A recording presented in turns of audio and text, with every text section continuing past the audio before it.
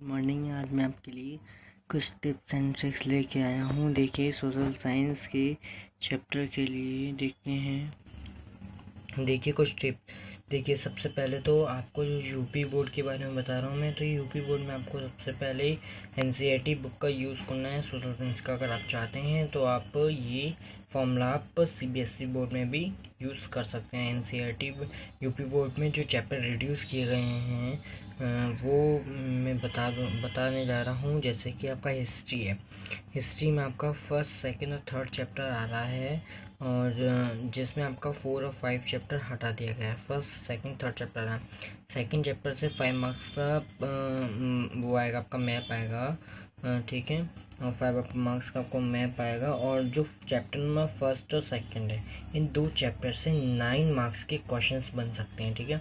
जो chapter number third है उससे 6 मार्क्स का क्वेश्चन बन सकता है। और मैं आपको अगली वीडियो में अपनी हिस्ट्री का पार्ट फर्स्ट बनाऊंगा, जिसमें आपके important question chapter first, chapter second, chapter third, तीनों चैप्टर के वे शॉर्ट और लॉन्ग क्वेश्चंस, और हो सके तो वेरी शॉर्ट क्वेश्चंस भी ले आऊँगा। और लॉन्ग और शॉर्ट लाऊंगा तो उसमें ही आपकी वेरी शॉर्ट भी निकल के आ जाएंगे, इंपॉर्टेंट टॉपिक्स भी ले आऊँगा।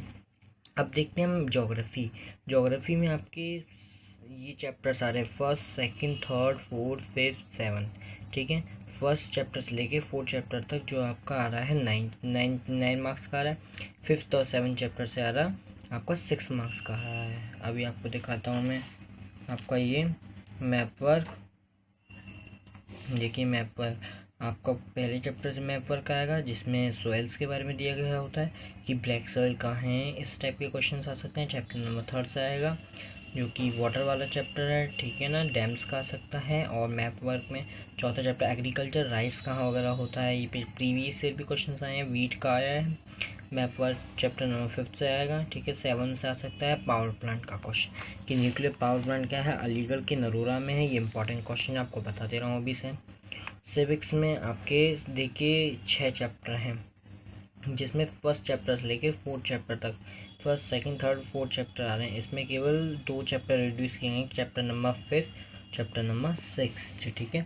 चैप्टर नंबर जो 4 है वो 8 मार्क्स का आएगा, और चैप्टर नंबर 7 और 8 में से 7 मार्क्स का। इसकी भी जो मैं पार्ट थर्ड वीडियो बनाऊंगा वो इसकी बनाऊंगा, पार्ट सेकंड या थर्ड वीडियो इसके उसमें इंपॉर्टेंट क्वेश्चन भी इसके डालूंगा, शॉर्ट, लॉन्ग और वेरी शॉर्ट, ठीक है। नेक्स्ट वीडियो पे चलते हैं अपनी क्वेश्चन।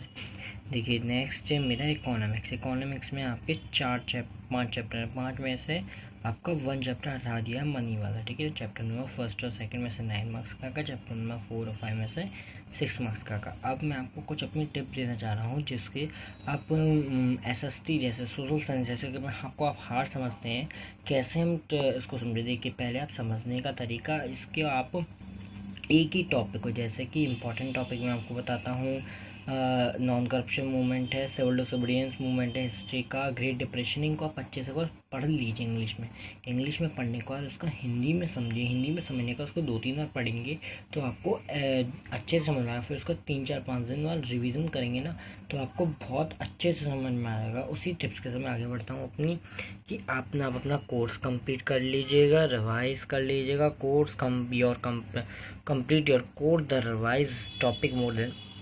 मैं आपको इस वीडियो में बात कर रहा हूँ, जो बच्चा 5 बार से 3 बार से ज़्यादा 5 से 6 बार तक कोर्स अपना कंप्लीट रिवाइज कर लेगा, हर एक चैप्टर रिवाइज कर लेगा, तो उसको अच्छे मार्क्स आ सकते हैं। और ये सोशल साइंस के लिए मैं रेफरेंस बुक है, वो मैं प्रेफर करता हूँ ऑल इन वन। आप ऑल इन वन ले सकते हैं। अगर ऑल इन वन ना लें तो डायरेक्टली आप मॉडल पेपर है, अवतार मॉडल पेपर सबसे बेस्ट मॉडल पेपर है, वो ले सकता हूँ। मैं आपके लिए हर एक सब्जेक्ट के लिए वीडियो वो लाऊंगा, इंपॉर्टेंट क्वेश्चन होगा। हिस्ट्री, ज्योग्राफी, सिविक्स और इकोनॉमिक्स, सभी के इंपॉर्टेंट क्वेश्चंस आपके आएंगे। अब जो क्वेश्चंस होते हैं, हमें उसको किस तरीके से तैयार करना चाहिए, क्या क्या आता है हमें, सबसे पहले हम अपना पेपर का पैटर्न जान लेते हैं, उसी हिसाब से हम अपनी तैयारी करेंगे। देखिए, paper according to pattern. Paper क्या होता है, एमसीक्यू आते हैं, हिस्ट्री और सिविक्स में से आते हैं 6 मार्क्स के सेक्शन ही जो होता है। पहला इसमें से 6 मार्क्स के आते हैं, तो टोटल 12 मार्क्स के आ जाते हैं, ठीक है। और 6 मार्क्स के आते हैं ज्योग्राफी और इकोनॉमिक्स में। वेरी शॉर्ट क्वेश्चन 6 आते हैं, 3 आते हैं पार्ट फर्स्ट से, सेकंड आते हैं पार्ट सेकंड से। 3 शॉर्ट क्वेश्चंस 2 आते हैं जिसमें चॉइस आती है, देखिए ठीक है ना, चॉइसेबल होते हैं, 2 क्वेश्चन होते हैं, एक करना होता है, 2 क्वेश्चन होते हैं, एक करना होता है, एक हिस्ट्री में से होता है और एक सिविक्स में से होता है, ऐसे इकोनॉमिक्स में से होता है, ज्योग्राफी में से होता है। लॉन्ग क्वेश्चन आते हैं ऐसे 6 मार्क्स के 4 क्वेश्चन, 2 इधर होते हैं पार्ट ए में, पार्ट बी में 2 होते हैं, इसमें भी चॉइसेबल होता है, एक सिविक्स का एक इकोनॉमिक हिस्ट्री का, ऐसे होता है। अब देखिए मैप पर आपका 5 मार्क्स का तो चैप्टर केवल हिस्ट्री से आएगा, मैप वर्क आपका सिविक्स से नहीं आएगा। मैप वर्क जो होगा आपका हिस्ट्री से आएगा, हिस्ट्री का चैप्टर नंबर 2 आप अच्छे से मैप वर्क क्रैप कर लीजिएगा तो आपका 5 मार्क्स फिक्स हैं कि आपके 5 नंबर आने, और मैप वर्क मैं बता दूंगा कैसे कैसे होगा। और 5 मार्क्स का ज्योग्राफी में से कुछ चैप्टर्स होते हैं उनमें से आएगा, ब्लैक सॉइल का आ सकता है, सॉइल का आ सकता है, और वीट वगैरह का आ सकता है, मिनरल वाला भी चैप्टर का भी आ सकता है, और पावर प्लांट वाले चैप्टर का भी आ सकता है, डैम्स वाले चैप्टर, इन 4-5 चैप्टर से अच्छे से आ सकता है, वो 1 मार्क्स आप पूछ सकते हैं। और टोटल होता है 30 मार्क्स आपके प्रैक्टिकल के, और स्कूल प्रेफरेंस आपका स्कूल पसंद करता है आपको कितने मार्क्स देंगे, ठीक है, मोस्टली फुली मिलेंगे। अब आगे बढ़ते हैं नेक्स्ट वीडियो में। अब देखिए आपको किस तरीके से लिखना होता है, आपको किस तरीके से लिखना है वेरी शॉर्ट क्वेश्चन में। वेरी शॉर्ट क्वेश्चन में आपको 2 मार्क्स का क्वेश्चन होता है वेरी शॉर्ट, एमसीक्यू तो आपका टिक होता है, ओनली टिक लगाना होता है, इसलिए कोई मतलब ही नहीं। वेरी शॉर्ट क्वेश्चन में कम से कम आपको 20 से 30 शब्द लिखे होने होते हैं।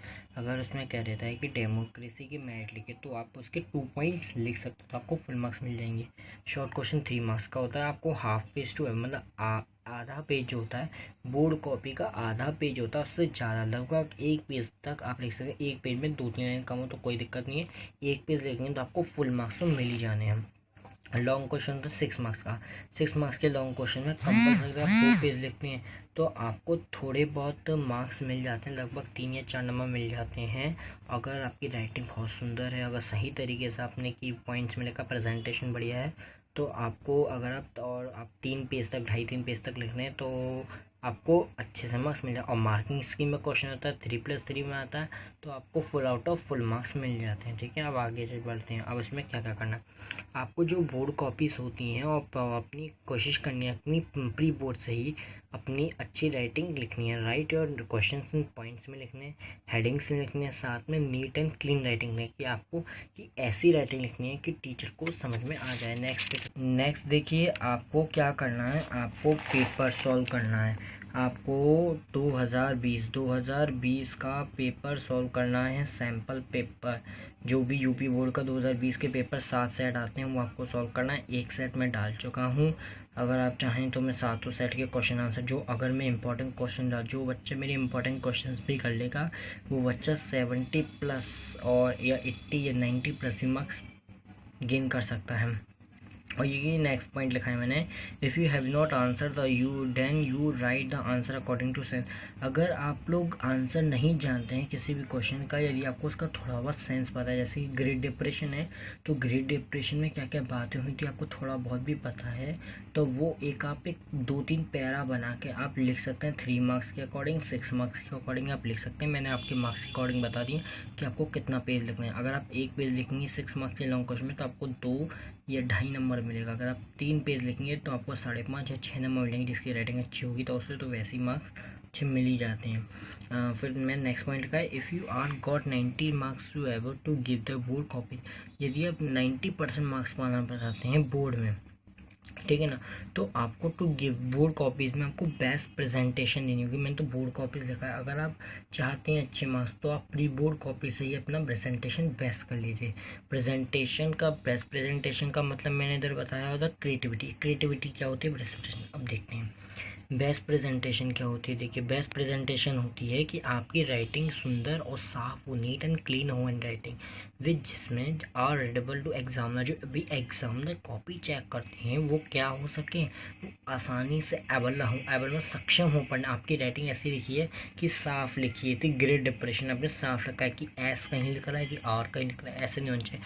और थोड़ी राइटिंग, ये जो राइटिंग है बोर्ड लिखा है इस तरह से आपकी राइटिंग भी होनी चाहिए। और देखिए बेस्ट प्रेजेंटेशन आपको समझ में आ गया। क्रिएटिविटी क्या होती है, जो हम क्वेश्चंस को लिखते हैं, क्रिएटिविटी का मतलब होता है हमें अपनी प्रेजेंटेशन और ज़्यादा अच्छी कैसे मतलब हाईलाइट वर्ड्स का यूज़ करें। क्वेश्चन को जो लिखे हम पॉइंट्स में लिखा, अगर पॉइंट्स में लिखते हैं जैसे कि कोई पॉइंट्स आ गया V10 इसका एग्जांपल है, तो for example heading black pen से डालेंगे। इस तरीके से मैं आपको एक क्वेश्चन दूंगा, दिखाऊंगा कि कैसे आपकी होगी, और आपको राइट क्वेश्चन हेडिंग्स। अगर क्वेश्चन हेडिंग में बन रहा है तो मोस्टली हेडिंग डालने, क्योंकि बोर्ड कॉपीज ऐसी होती है कि आपका पूरा 2 से 3 पेज टीचर पढ़ता नहीं। अगर आपकी मेन हेडिंग्स अगर आपने बहुत सुंदर तरीके से लिख रखे हैं और बीच में कुछ अंडरलाइन वर्ड्स कर रखे हैं, अगर जो इंपॉर्टेंट वर्ड्स उसको लाइन कर रखा है, तो आपके एक टीचर केवल पॉइंट्स पढ़ता है और आपको फुल आउट ऑफ फुल या 5.5, 6, 4 ऐसे कुछ 5 तक नंबर दे देता है। और हाईलाइट वर्ड का मतलब है which question are in main point. जो क्वेश्चन मेन पॉइंट मतलब